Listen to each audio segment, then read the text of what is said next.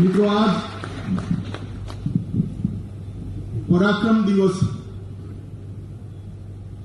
आज नेताजी सुभाष चंद्र बोस का जन्मदिन और उसमें भी 125वां जन्मदिन।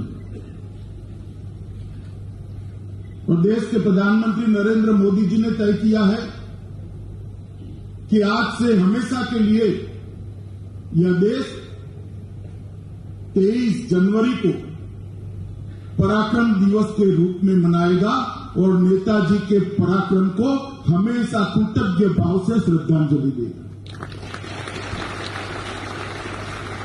और मुझे इस बात का भी आनंद है कि आज के ही दिन अपने पराक्रम से, पराक्रम की पराकाष्ठा से देश की सीमाओं को जो सुरक्षित रखते हैं, जिनके बलिदान और परिश्रम के और पराक्रम के कारण देश चैन की नींद सो पाता है। देश की सीमा के अंदर किसी भी व्यक्ति को कोई कठिनाई का सामना नहीं रहता। हमेशा अपना तिरंगा गगन के अंदर शान के साथ लहराता है।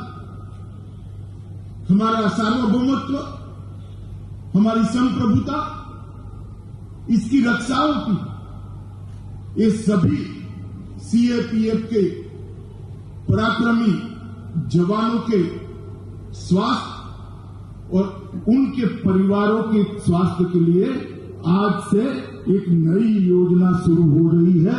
इसका भी मुझे बहुत आनंद है।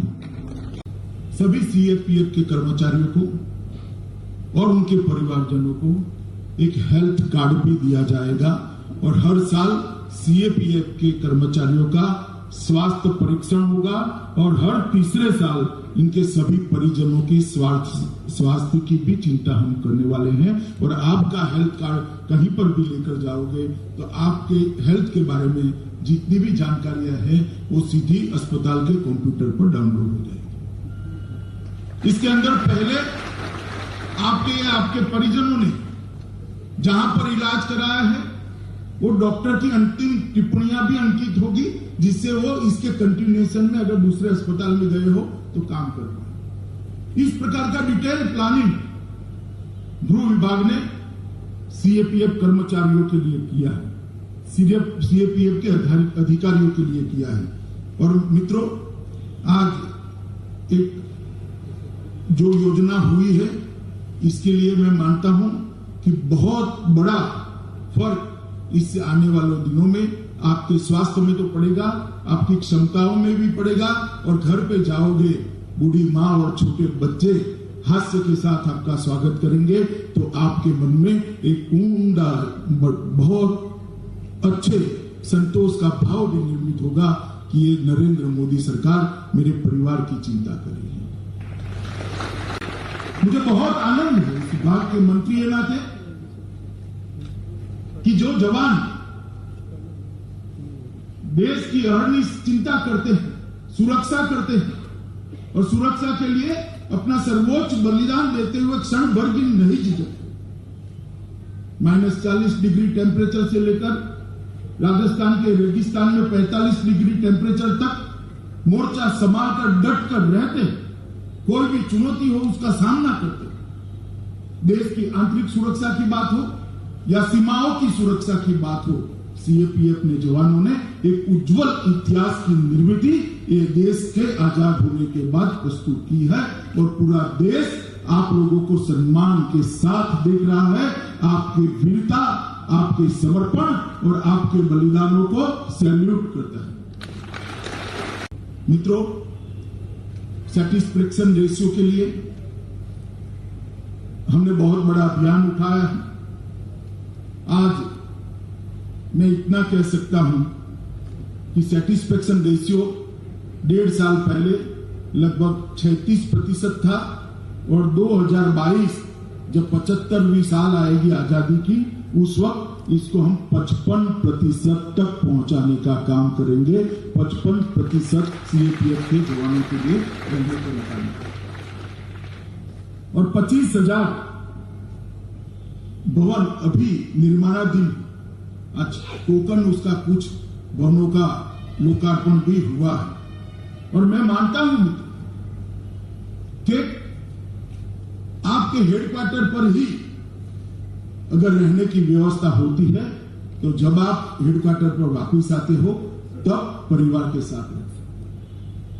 और इस सेटिस्फेक्शन रेशियो को धीरे धीरे 65% से ज्यादा ले जाना, इसका लक्ष्य हमने रखा है। और 2024 के पहले इसको हम निश्चित रूप से 65% से ज्यादा बढ़ाकर आपकी ढेर सारी दिक्कतों का समाधान ढूंढ देंगे। हम ये भी योजना बना रहे हैं कि हर जवान कम से कम 100 दिन साल में अपने परिवार के साथ 100 दिन, जिसमें हेडक्वार्टर पर रहोगे वो जिंदगी पूरी। अगर आप आपके परिवार के साथ रह सको, इस प्रकार का आयोजन करेंगे। अभी कल ही एग्जामिनेशन का रिजल्ट आया है। 50,000 से ज्यादा जवान अब नौकरी के अंदर जुड़ जाएंगे और 50,000 जोड़ने की तैयारी हमने साइमल्टेनियसली चालू कर दी है। और अब प्लानिंग कर रहे हैं कि 5 साल की भर्ती का जो रिटायरमेंट का चक्र होता है उससे पूरा प्लानिंग कर एक जवान जाएगा, शायद उसी दिन दूसरा जवान इसको रिप्लेस करेगा, ट्रेनिंग के साथ वो तैयार होगा। इस प्रकार का एक महत्वाकांक्षी कार्यक्रम हम हाथ में लेंगे। तभी यह संभव है कि 100 दिन आप आपके परिवार के साथ रह पाओ। तभी यह संभव है कि आपके परिवार का भी तनाव कम हो, आपका भी मानसिक तनाव कम हो। और सीमा पर निश्चित होकर आप आपकी ड्यूटी कर पाओ, इस प्रकार की व्यवस्था गृह मंत्रालय बनाने के लिए आगे बढ़ रहा है। मित्रों, जब मैं गृह मंत्रालय का प्रभार संभाला तब सभी सीएपीएफ के लगभग 150 जवानों के साथ चर्चा भी की थी, उनके साथ भोजन भी किया था। उसमें कुल मिलाकर 3 बातें उभर कर आती थी जो उनके चेहरे पर दर्द की लकीर दिखाती थी। वो दर्द उनको कभी अपनी ड्यूटी करने के लिए बाधित नहीं करता, मगर एक हृदय में से टीस निकलती थी। एक तो उनकी स्वास्थ्य सेवाओं के लिए जो योजना है वो पूर्ण योजना नहीं। इनके रीइंबर्समेंट के लिए, अस्पतालों के अंदर जगह की उपलब्धता के लिए, और कई जगह अस्पताल न होने के कारण उनके परिवारजनों को उनको बहुत दिक्कतें आती थी। दूसरा, हाउसिंग का सेटिस्फेक्शन रेशियो बहुत नीचे है। वो असम राइफल की एक राइफल वुमेन ने जब कहा तब मुझे भी लगा, मैंने जाकर मंत्रालय में जांच करी तो 7 अर्थ में सेटिस्फेक्शन रेशियो बहुत नीचे था। और तीसरा, उन्होंने कहा कि जगह जल्दी भरी नहीं जाती, रिक्रूटमेंट समय पर नहीं होता, इसलिए हमें पूरा साल लगभग ड्यूटी पे तैनात रहना पड़ता है। हम हमारे परिवार के साथ नहीं रह सकते। इससे परिवार में भी तनाव बढ़ता है, इसमें हमारा भी मानसिक तनाव बढ़ता है, ड्यूटी करने में दिक्कत आती है। और जब ये बात वो बता रहे थे तो वो कंप्लेन नहीं कर रहे थे, मुझे बहुत उकसा कर उनको पूछना पड़ता था, तब जाकर वो बोल रहे थे। ये तीनों बातों को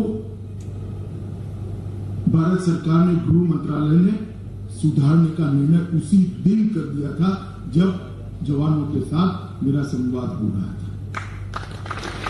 क्योंकि मैं मानता हूं कि जो जवान सरहद पर, सीमा पर अपना सर्वस्व न्यौछावर करता है, कम से कम उसको उसके परिवार की चिंता नहीं होनी चाहिए। वो हम सब की जिम्मेदारी है, भारत सरकार की जिम्मेदारी है कि उनके परिवार की ओर से वो निश्चिंत होकर मां भारती की सेवा में वहां डटे रहे।